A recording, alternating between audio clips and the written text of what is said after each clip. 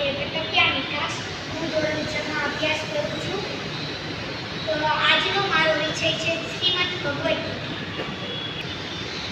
શ્રીમદ ભગવદ ગીતા એટલે 5000 વર્ષો પહેલા કુરુક્ષેત્રના મેદાનમાં ભગવાન શ્રી કૃષ્ણના મુખ કમળમાંથી નીકળેલી અર્જુનને ઉપદેશરૂપી વાણી એટલે શ્રીમદ ભગવદ ગીતા. શ્રીમદ ભગવદ ગીતામાં 18 અધ્યાય 700 શ્લોક છે, આપણને ખબર છે.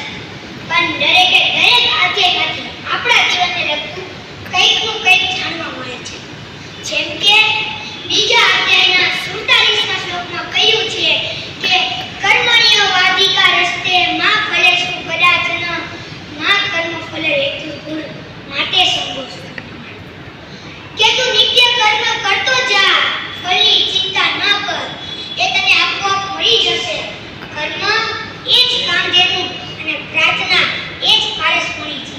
અર્થાત પરિવર્તન એ જ સંસારનો નિયમ છે. જે તમારા નસીબમાં નથી એ તમને ક્યારેય મળવાનું નથી, પરંતુ જે તમારા નસીબમાં છે એ દુનિયાની કોઈ તાકાત નથી કે તમારા સુધી પહોંચવાનું.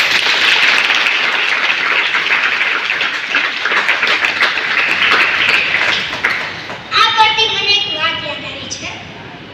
સાહેબ, શ્રીમદ ભગવદ ગીતાની તાકાત શું છે? તો કે શ્રી